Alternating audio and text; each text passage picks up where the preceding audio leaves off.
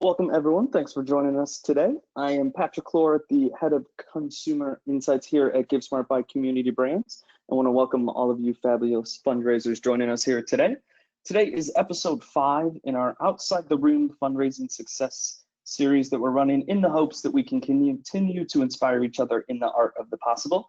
And today, seeing as how we are fresh off the 4th of July, we wanted to put on our own fireworks show of sorts today and showcase some truly amazing outside the box, outside the room examples from across the country that we have.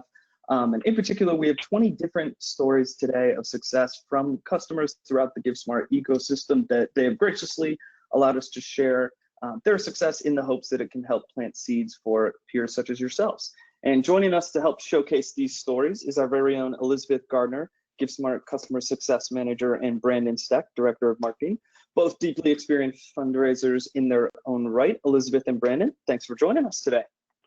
Thank you. Thanks, I'm excited to be Another here. fun Thursday. Another Thursday, and we're ready to have some fun.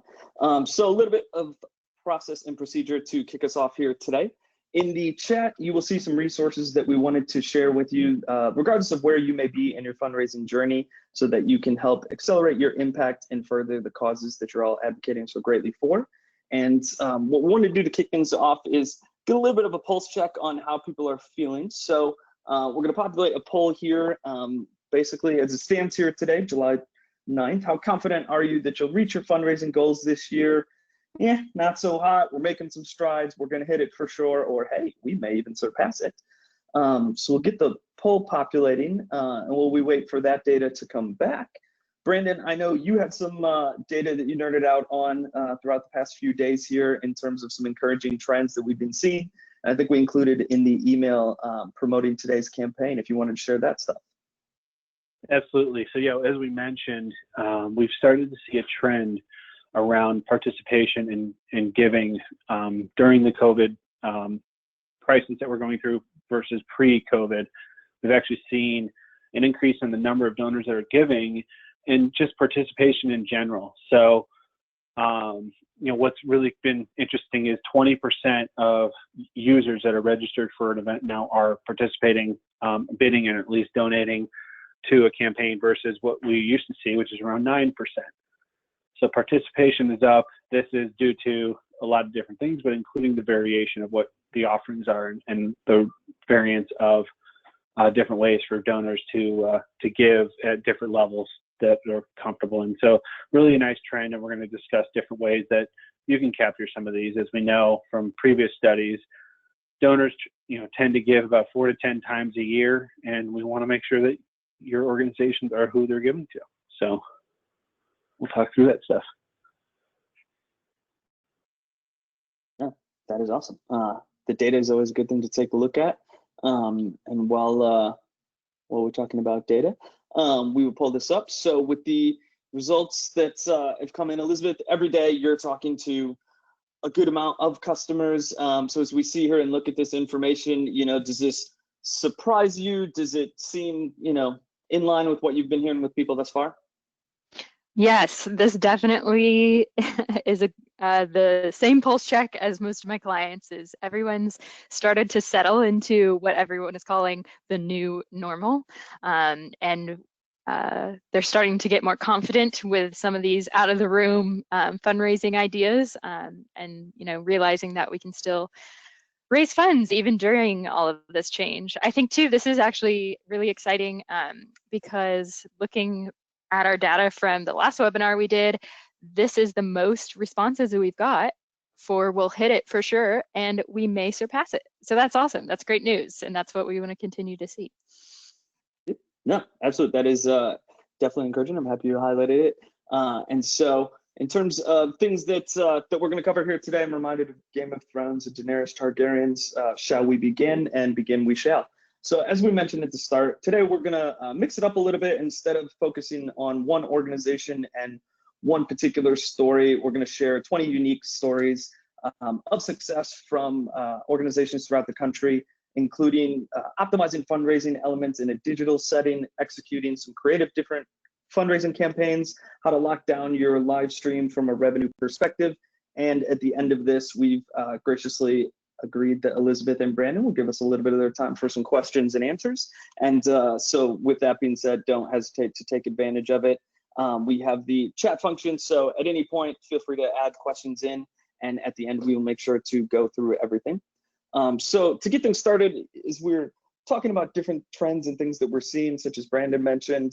One of the things that came up is the true staple of a fundraiser's toolkit has always been the silent auction, and most, one of the more common fundraising elements. But is that still the case today, and is it still proving a solid ROI? So Brandon, in terms of the data and things that, how does the silent auction stand up at the moment? It stands up really well. We've shared this slide before. This shouldn't be new to everyone, but just to reiterate, the silent auction is holding steady, if not improving, month over month or year over year. As we look here in 2020, 27% of funds are being raised through the silent auction versus 17% last year. So that's a 10% increase year over year. So there's definitely participation, but there's also interest in people are bidding. 5.5 bids per user means there's some interest there, and they're trying to win some stuff. So we're going to talk through silent auctions to start things off, but that's not the only thing we're going to talk about. Don't worry. Yep. No, absolutely. So, it seems fair to say, though, that from a revenue perspective, the revenue potential is still there with the silent auction, right? Absolutely. Okay. So then in that, I think one of the questions we're seeing a lot of people ask is how? And it seems like there has been a shift in that regard. So Elizabeth, in terms of some things that you've seen in different examples, are there some things that you've seen people do with silent auctions that have resonated with you thus far? Yeah, this slide is a perfect example of using a well-done, well-versed, obviously it makes good funds thing like a silent auction, but kind of rebranding it and linking it back to your mission and kind of spicing it up maybe so that it entices people to participate. So these folks just rebranded, calling their silent auction rather than calling it a silent auction. They just called it Shop for a Cause, which I think is really great because again, you're highlighting that you're doing this for a cause, for a reason, and that it's mission driven. So I think that's a really great idea. Super simple. Literally, you're just changing how you label it. And then the other idea that we've seen that has worked really great throughout the past couple months is when you're doing a silent auction, is you can use our ads feature, which is what you see here in the bottom right. In the past, our ads had really only been used to highlight sponsors and things like that, but now we've learned that they're really great opportunities to highlight how guests can participate. So prompting them to set those auto bids so that it makes it easy. The system will just bid for them up into a certain dollar amount. And then also providing like a little FAQs so that if people are at home and they're wondering, okay, how do I even begin to bid? You can use our ad and do a click through that would take them to a how to bid video or a how to bid written explanation as well. Making it simple and just over communicating, which unintentionally is a great transition, seems like it's been successful. And in particular, one of the things it seems like people are asking about is, okay, I can auction off the items, but in terms of delivery and things of that nature, it's obviously totally different. So I know, we've seen people do things like this, but you could talk us through what jumps out to you, Elizabeth, on this, this screen in terms of what this particular group did. Yes. Well, you actually said, so one of my key phrases that I tell clients all the time, every day, with virtual events is over communicate rather than under communicate. Reason behind it is you will save yourself so much trouble and keep your inbox cleaner, basically, because if you don't post these FAQs or put the details on your page, people will just start emailing you. So save yourself the trouble, put all the information up on the page so that they can just get it all in one spot. And then as far as item pickup or delivery, folks are doing all sorts of things. I would say probably the most popular is definitely designating a pickup time and telling all your guests you can come pick up your items between this time and this time. So you'll see an example of that here on the left. And then another popular route is setting designated pickup times. So on the right, we have an example of that. That's by last name. If you are doing like a designated pickup time and you, the organization, are telling your guest this is what time you should come pick up, we have the ability to use in GiveSmart, it's called a custom field.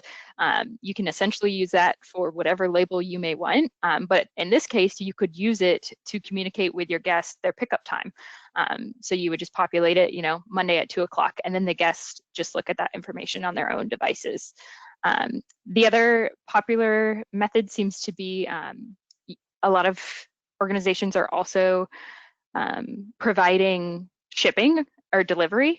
But they are including that shipping cost as an instant item. So guests will basically purchase or cover the cost of that shipping through an instant item on our site. So that way you're still getting the full value of that fundraising from that item.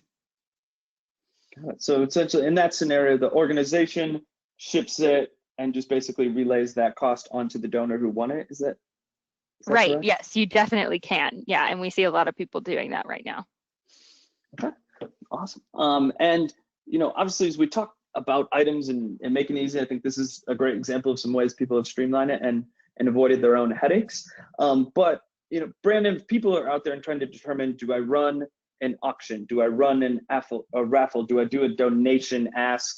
How do you pick one or the other? You know, what is your best advice in terms of how to make that sort of decision? So obviously there's the option where you can combine those into one campaign, which we're showing here, but a lot of it's, you know, getting to know your donors. The nice thing with an auction versus a raffle is you have various barriers to entry, whereas an auction may not be a price point where some donors can afford it and they may get outbid to the point where they're not giving you anything. A raffle at least allows them to participate. So probably not a foreign concept, but as you look here, this is an option where you can combine the two. Inclusive option where more donors can participate, and you know, it's a chance where more people can take things home, but at least they are giving something. That's the starting point, right? It's a way to engage new donors, especially as you're trying to engage through social media. This is where they had a premium auction and then the 50-50 raffle, but you don't have to have a 50-50 raffle. You could have a wine pull. You could have a game of chance that involves everyone taking something home. There's a lot of variety you can have there, and I would recommend combining things when you have that option, because the silent auction may be a core thing that people want to participate in, but each silent auction item only goes to one person and only one person pays you. So if 15 people wanted that wine basket, well, only one person's going to give you money for it. That person may give you a lot of money for it, and that's definitely worth it, and that's why they're so popular, because of the competition. But that doesn't mean that those other 14 people don't have the ability to give in some fashion. So there's techniques you can use on the silent auction with like a double down technique, but I recommend pairing it with something that's a lower barrier of entry, and we'll show some more examples of that. But it's a great way to include more people, especially when you're virtual and people have maybe a hesitancy to spend $1,000, but they're willing to spend $50. As a person who's been susceptible to the BOGOs in various stages of life, I like what you said in terms of packing it together. As always, as we talk about anything that is a raffle, a game of chance, obviously our recommendation is always going to be to check with your local municipality, state, things of that nature. We know there's different regulations with it. So, you know, the general concept though of doing things, you know, in pairings or kind of thinking outside the box.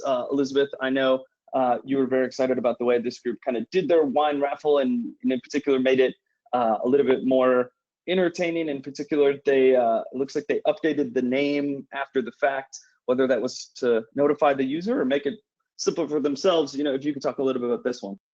Yeah, so two things that this client did that were really awesome is highlighting their raffle on their event homepage. So rather than just having the raffle item sit on the items page, they had a direct link from the homepage. So if guests just landed on the homepage, they would see this little ad here, and they could click on a button right below it, and it would take them directly to the raffle item. So it makes it as easy as possible on the guest as possible. And so that was really lovely, highlighting it on their homepage. And then yes, so the question of how should we announce the winner of the raffle is always asked. And there's a lot of different ways, but one of my favorites is including it just in the item description after you close and announce the winner. So in this case, we put it at the top in big bold letters. And that way, if it's a means of keeping track of it also for you on like internally. So if you forget, oh, what was their name? You can always go back to the item and it's right there. It's also a good way. These folks did do a live stream, so they announced it during their live stream as well, verbally. But if by chance someone wasn't watching the live stream, or they had to run to the bathroom when that moment happened or something like that, they could always come back to the item and see later on in the evening that the winner was pulled. Oh, that is saving future you is a beautiful thing. That is awesome, and a great use of it. Brandon, I know on this next one, you were extremely excited about the animals in particular, but you could talk about how people are, taking the concept of mask and turning that both into something a little bit more lighthearted and a fundraising tool as well. Yeah, absolutely. I mean, everyone is looking for masks right now, and these three organizations are providing the opportunity to purchase a mask and support the organization, which are two very good things. I own one of the masks on this page. But when you look here of just the options and providing an easy way for people to get something that they need, but also want to support your organization. The two on the left, are two organizations that actually are selling the masks. You can see one of them is basically sold out of everything, a good problem to have. And then on the right, it's getting a fund a mask, well, basically making a donation and getting a mask in return. Another way to accomplish the same thing, but also incorporating the giving function and being able to really engage your donors for something that is needed, is necessary, and you're not taking advantage of anything. You're providing a value, and also really recognizing that you have some great artwork, or you have a great organization that is able to still grant wishes. Whatever that mission is, you can tie it into an instant purchase type item like this. It's a really nice way that these organizations have accomplished this, and we're seeing this more and more as people are trying to support organizations, but also take care of themselves, as we all are trying to be safe in these times. I think the creativity is, for me, what jumps out just in hearing you talk about it, because in very short order, people have found a way to incorporate it. And I think, with all of these ideas, that's our hope, is to really showcase some of it. And I know one of the fundraising concept that's been around for forever is kind of sign-up parties, but I had always thought they were pretty much exclusive to schools and different kids things. But Elizabeth, can you talk us through kind of what this group did in trying to kind of diversify, it sounds like, the way they executed some sign-up activities? Yes, so this is another great example of items you can do that are great, that are accessible. If someone prices out of a silent auction, maybe they come to this, or something like this. So the first is exactly what you've already described, a sign-up party. And yes, traditionally, I have mostly seen sign-up parties for schools, for things like, pizza party with the teacher type thing. But this is a great example of something you can do that caters more towards adults. This particular example is like a shopping party. Hopefully it'll happen in September. I have my fingers crossed. But doing something like that, I've also seen variations where it's a sign-up party basically for just a lunch out, and fun things like that. And then this mystery gift is even better for these virtual times that we are living in right now. And for this particular client, this item sold out first of all their items, and they had a lot of different instant items, but people loved this mystery gift. And essentially what it was is it was a flat rate, so $10, and you will get something worth at least $10. So they got a lot of small items or gift cards donated to them, which, a $10 gift card as a silent auction item, probably not going to do great, but you can still utilize it with when you do something like this with the mystery gift. And then the other great thing that they did is they really incentivized it, and they kind of made it like a game of chance almost too, by making like a grand prize winner who got that $100 Amazon gift card. You know, so these days I feel like almost everyone is ordering stuff off Amazon. So that's always a solid pick when you need something like that for a grand prize type thing. Yep. No, that I would be hooked on it. So I'm gonna ask you a question, Elizabeth. With the wine pool that we showed, the masks, and these two things here, obviously they're different things in terms of what's happening, but from an execution standpoint and really how people do it, are they all the same because they are a flat price? Does it, from an execution standpoint, if I'm the administrator, is it the same for me setting it up, even though they can be different? But the process is the same, so I don't have to learn something new, basically. Is that correct? Right, yeah. So the wine example that we looked at was a raffle. But really, as far as like how you execute this in GiveSmart, yes, it's all the same. You're just creating a new item. And in these cases, you're just creating new instant items. So yeah, you just have to learn how to create an item. I will say the only one, if I was thinking like as an organization and what I have to do to make it happen, the sign up parties are obviously going to require you to plan whatever party you're selling, right? Versus like a wine pull, a bourbon pull, or mystery gift. You just have to include that when they come to pick up their items. So those maybe are a little bit easier than a sign up party.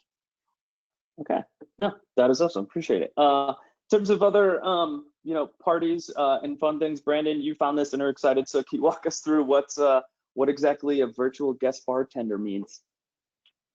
Yeah, so what's cool about this is it's not just alcohol, so I want to preface that, but this is a voting contest for different constituents and supporters to send in their own recipe for a custom drink or a drink that they are very fond of making.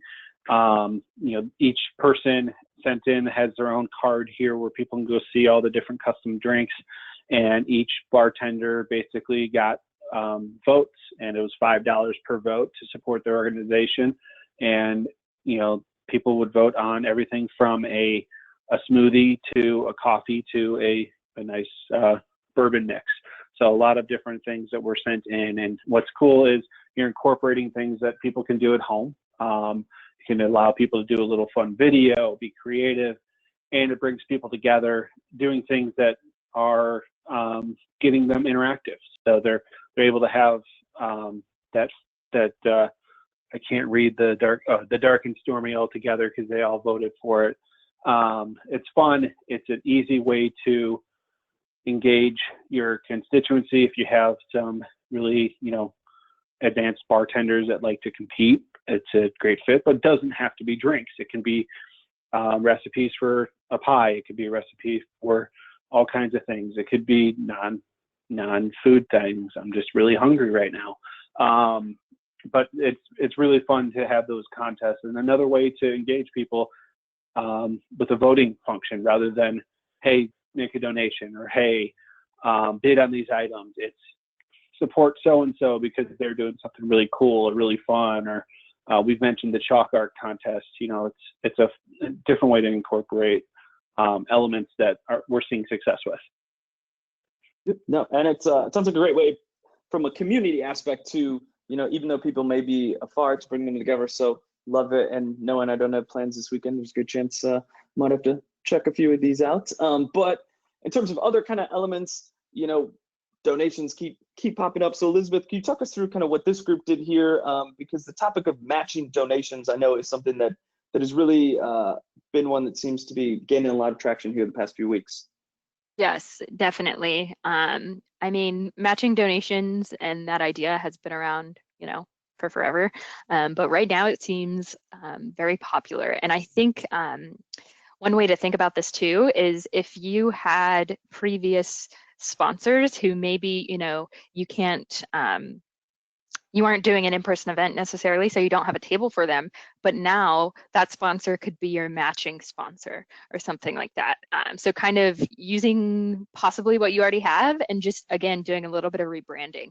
And so I think too, it's a great way to show donors that like you're already ahead, right? It's always a little intimidating when you have to start at zero, right? So if you can already say, we're at 20,000, help us get the next half of the way, it tends to motivate people a little bit more. And then here on the right, this is just an example with this thermometer to kind of help, again, incentivize your donors to help you get the rest of the way. On GiveSmart, you can include a thermometer directly on your homepage that'll update automatically as you get donations in, like live time. So donors can see visually, oh, they're getting close, I have to help them get all the way, just straight right on your homepage. Yeah, love it. And speaking of kind of the impact and saying where it goes things, Brandon, I know you spotted this, and we're very excited to talk through kind of how this page was set up in terms of communicating to donors.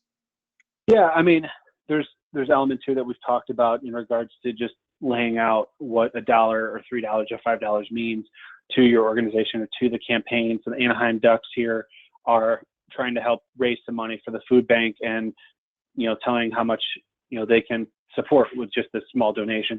But the key thing here is using what's available to you in regards to your banner. And at the top here, you have the text ADF to 76278. It is a very simple but thing that we don't see very often, reminder to tell people, oh, I can just go make my donation through my phone. And oftentimes that allows people to speed up how they're giving, and it's a good reminder. So using that short code and using that reminder in the places that are available to you are definitely, this is a crafty way to do that. But think outside of just hoping people find these things. Really put it in front of them and make it easy, because this is new to people. You have to remember that not everyone is maybe used to doing donations or bids through their phone yet, and there's different ways that we provide to try and make that easy, but also there's different crafty ways to have it out in front. No, love it. Over communicate, keep it simple. And so as we transition from talking about the fundraising element, seems like the elements are there to be maximized, but how to do it, when to do it, and when to leverage them seems to be a question. So, Brandon, can you talk us through a few, as we get into a few campaigns, can you talk to us about, this virtual poker tournament and how they pulled it off here? Yeah, so what's really nice about this is they had an activity that people could get together and participate in, but they didn't limit it to just, okay, pay to play or pay to participate. They had a silent auction incorporated and really allowed people to engage throughout the event on those different items. So this is one where, they had a thing that they knew people were interested in. They had some great language, as you can see here, with dealt a bad hand, what a flop, all these poker terms. And I know Patrick loves a good pun. So some really good stuff that they've incorporated here in messaging, but also technique with running something people are interested in, but not missing out on the opportunity to fundraise in a way that isn't high pressure. A silent auction is a lower pressure thing. And oftentimes people who are winning money may be interested in giving a little bit more for that item that is on their mind. Yep, that is awesome. I do enjoy a good pun. I don't know a lot about poker. I think the goal is to always go on a run. And speaking of runs, Elizabeth, can you talk to us about, virtual walks and runs? Because I think for a lot of people, this, spring, summer, maybe early fall is when they have traditionally done some of these, but obviously it's a different landscape. So it seems like there are still some ways, though, to pull it all off.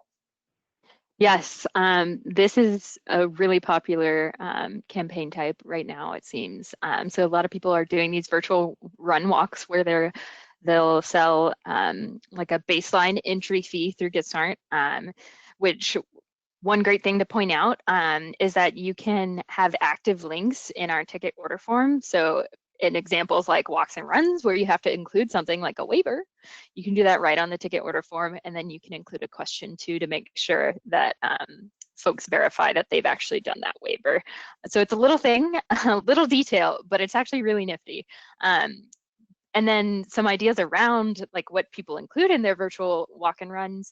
A lot of folks are obviously like having their donors record the run on their phones or on their smartwatches and submit their times still, or doing a selfie competition of while you're running.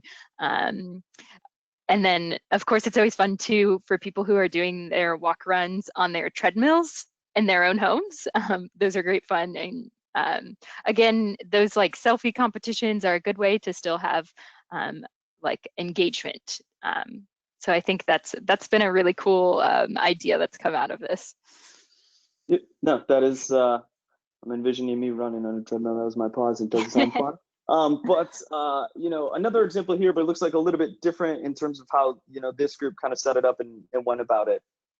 Yes, so this is an example of a lot of organizations do team-based donating. In this case, it happened to also be for a virtual run. So you can set up donate items for a team lead, for example. So John here is leading the team, and ideally within his item, he has a whole little description about why he's raising money this year, why it's important to him, and then he directs people to his item through our shareable links, and people donate to their, the team that they want to win effectively, right? And then we have our lovely displays, where if you wanted to have like a running tally of what team is in the lead or how much has John raised type thing, you could definitely link to those both on your homepage or within the item itself. So within John's team item, I could link to a display that would show this is how much John has raised so far. So it's a kind of cool way to, it's a good way to kind of do a grassroots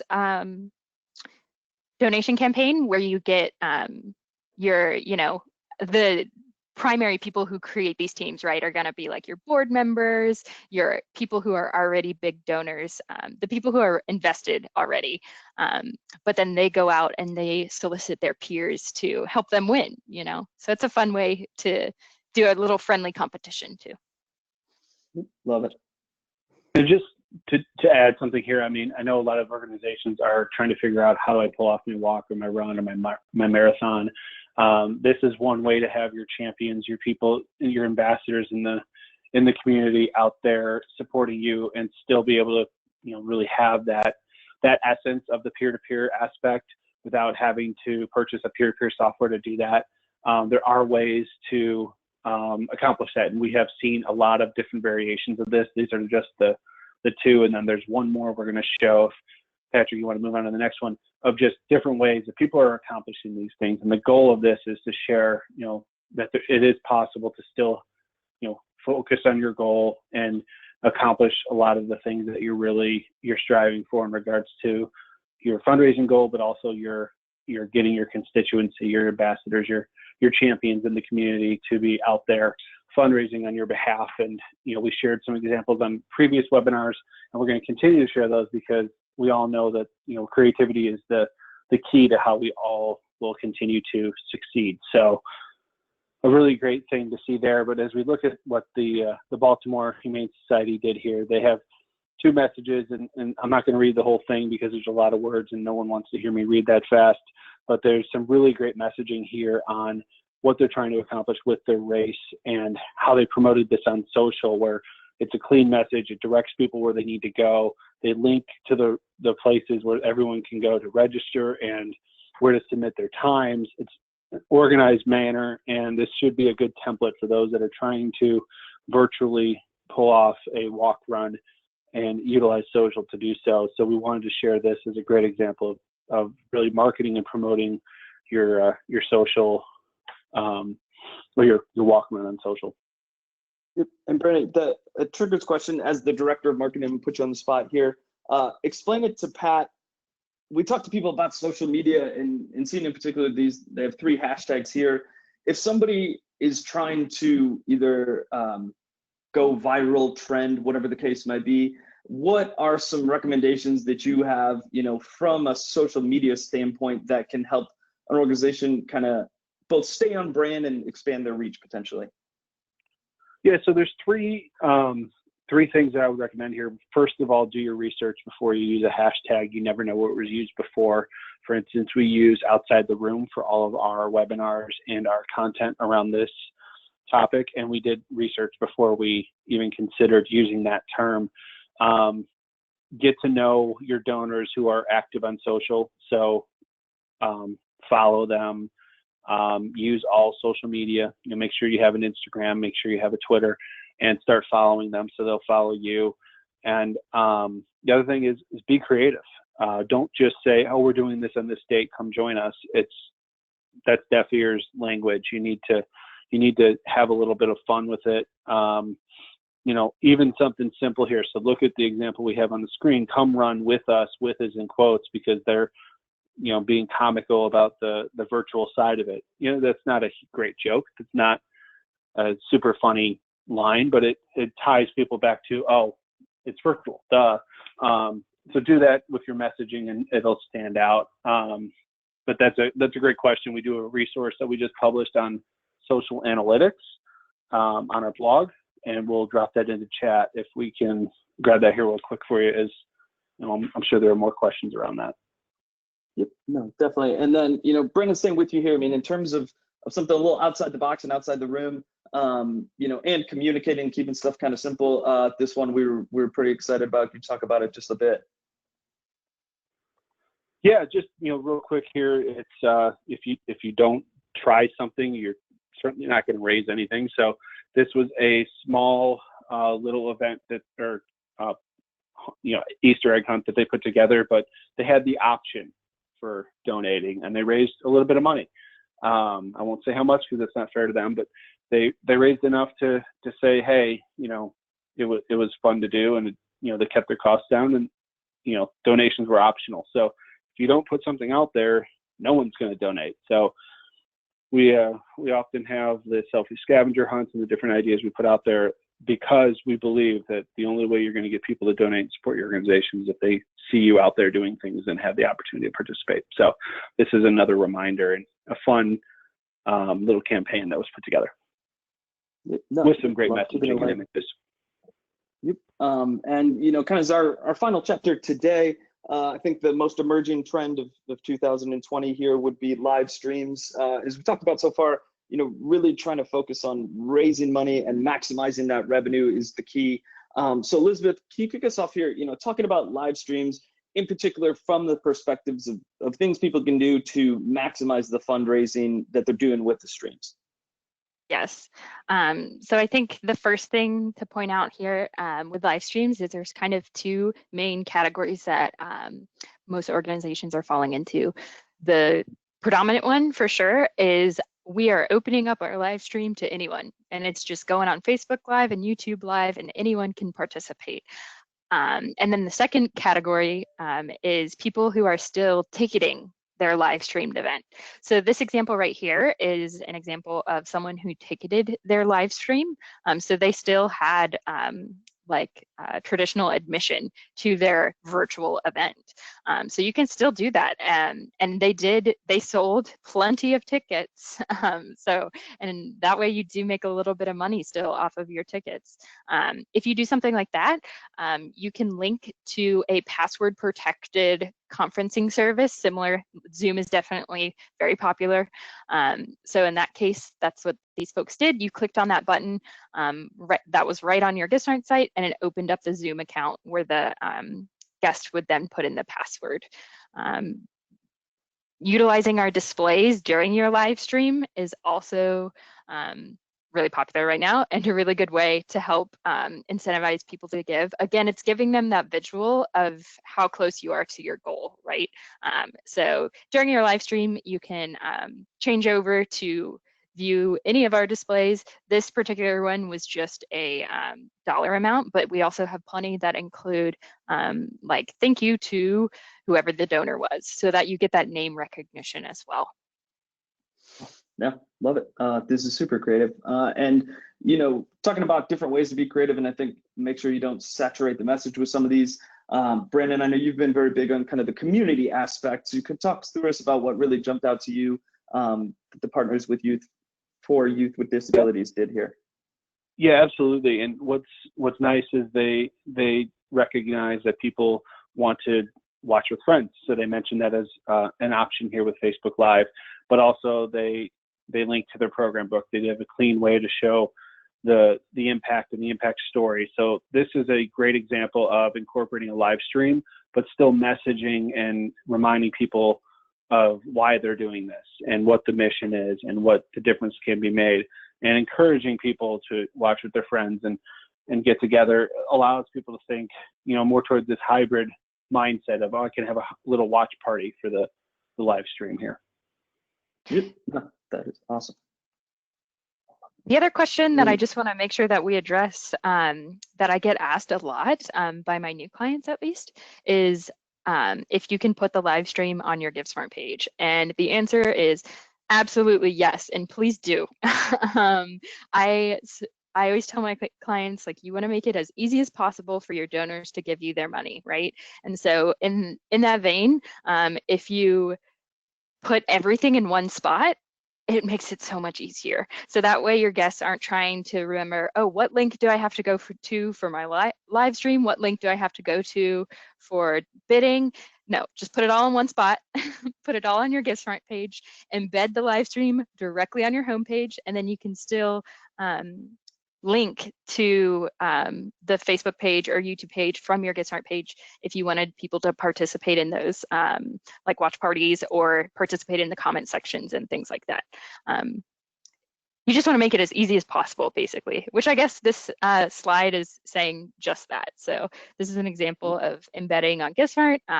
Again, this is a great example of over communicating rather than under communicating. This timeline, epic, I love it. And then you have those buttons underneath that you can link to either, again, like your live stream that's on Facebook, or to things like these partners and sponsors and committees and things like that. That's really cool. They dedicated a custom page to their committee. I really thank them, and really were able to make those people stand out for the work that they put into this. Even though it's a live stream, there's a lot of work that goes into it, and recognizing those folks is really a nice way to do that here on the page. I know that had nothing to do with fundraising, but I saw that and I'm like, that makes a lot of sense.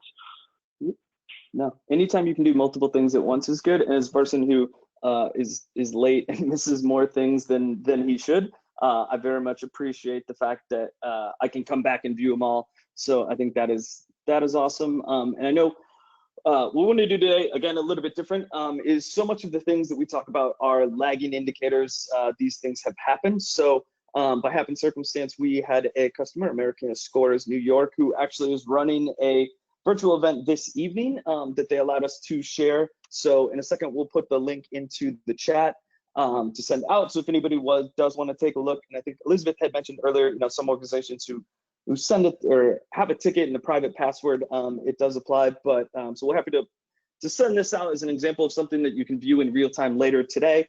And at the same time, if anybody is listening that does have a virtual campaign coming up that they'd be comfortable with sharing, we're more than happy to send that out in our communication as well, because we love sending and sharing the stories. So we're happy to relay that on if anybody wants to send those in.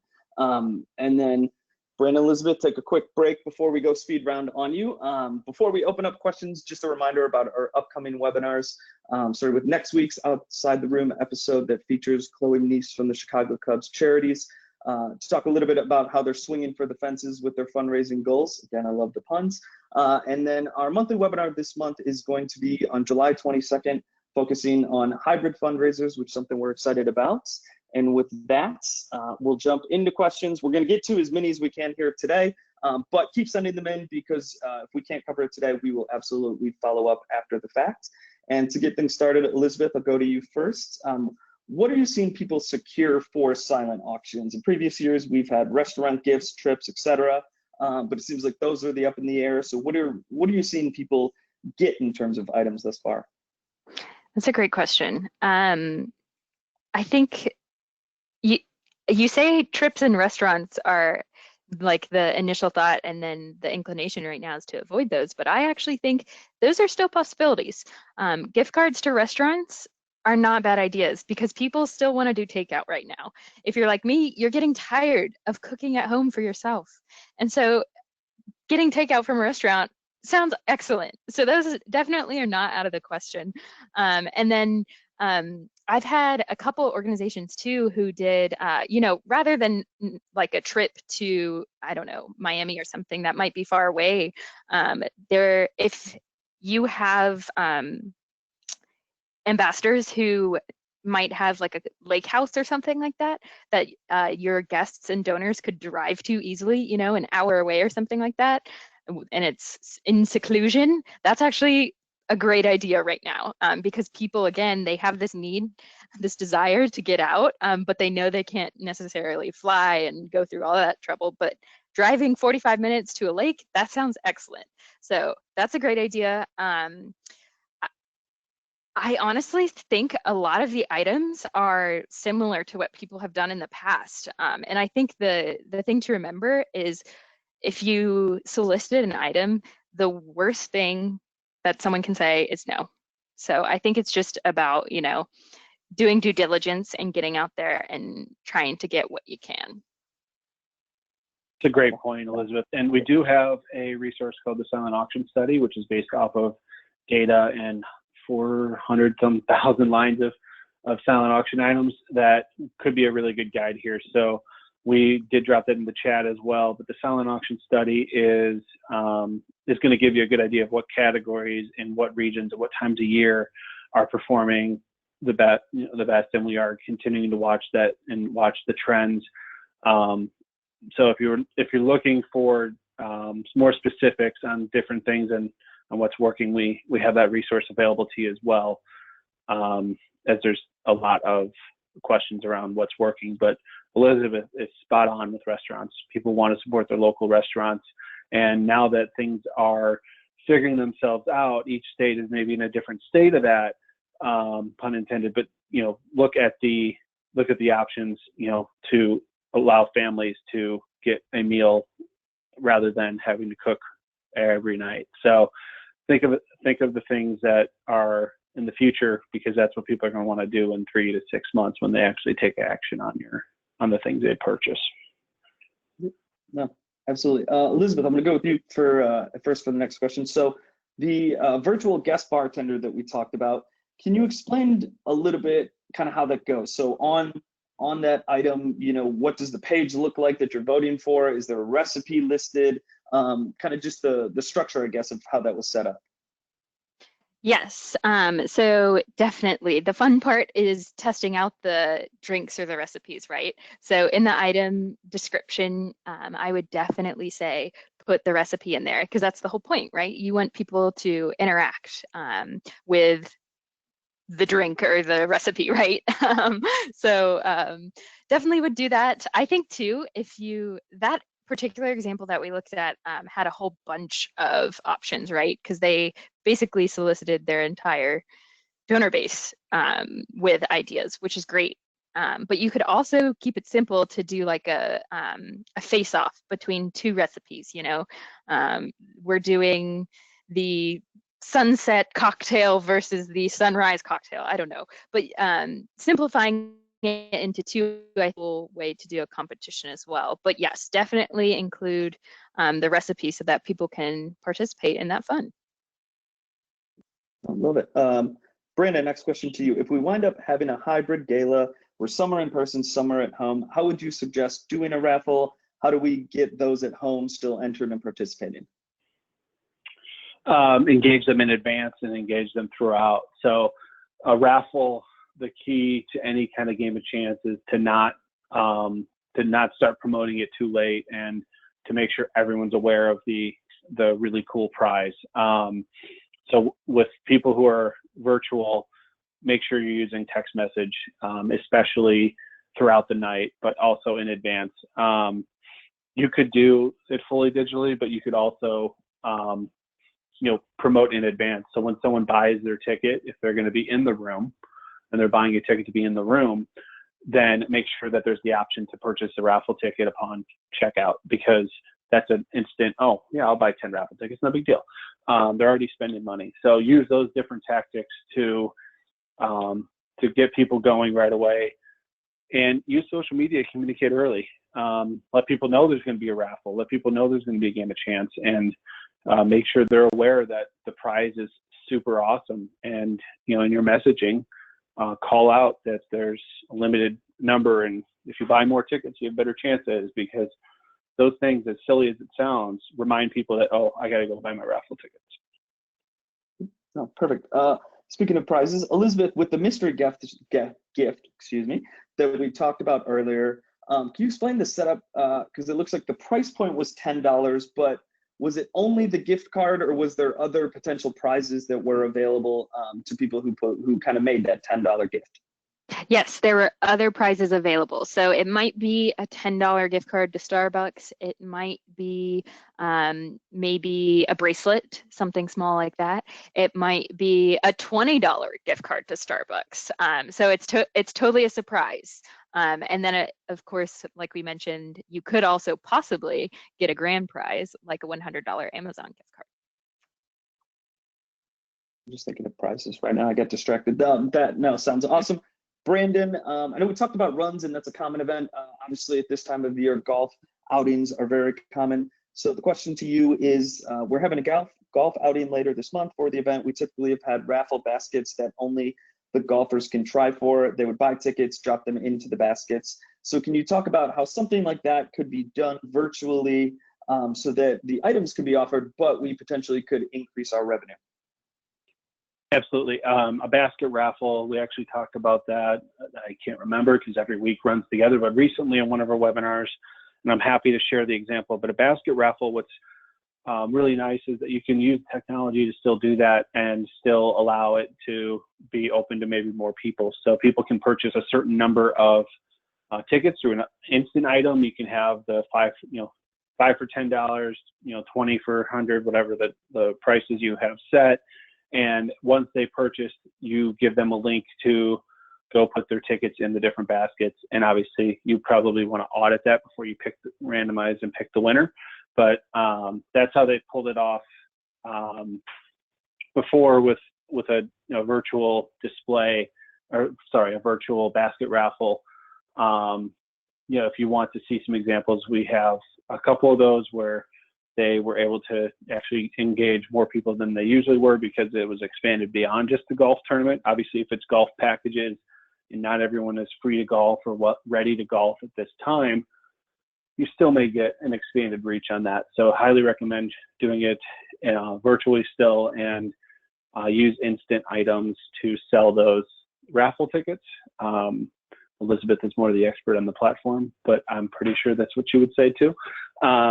And that allows you to sell those different like promo packages where it's different amounts for more money and that kind of thing. Hopefully that answers that It's also question. worth mentioning too, because not everyone realizes this.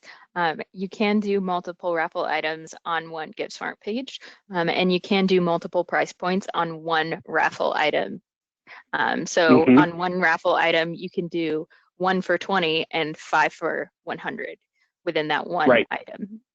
Yeah, so for the standard raffle, that is an option as well.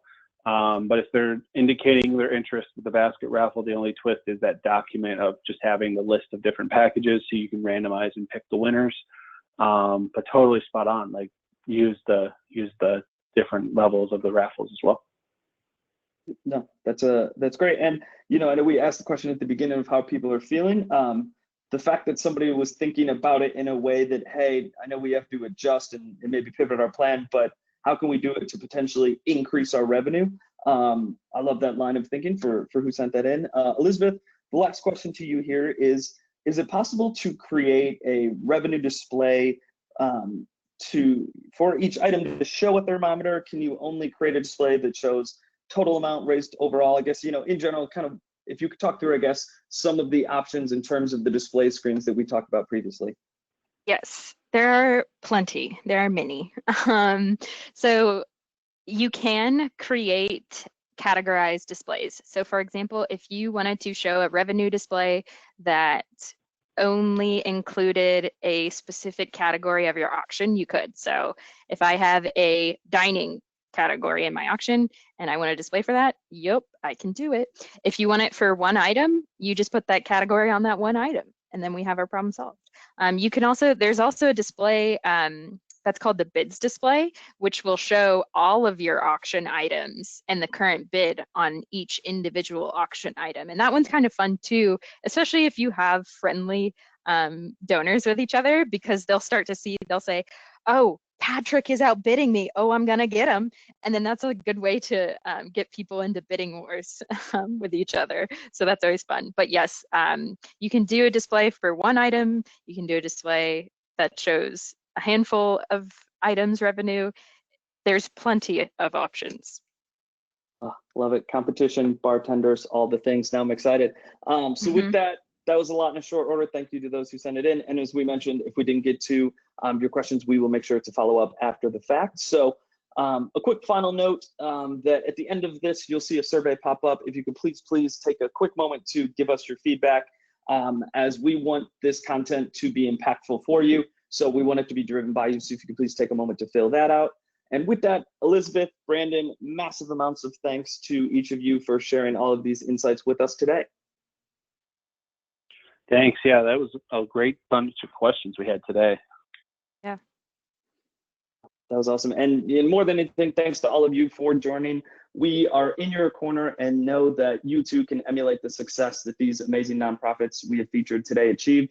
So don't hesitate to reach out if we can continue to help you towards your goals and hopefully move you and your organization into the We May Surpass It bucket going forward. And with that, we appreciate it. Thank you and have a great day.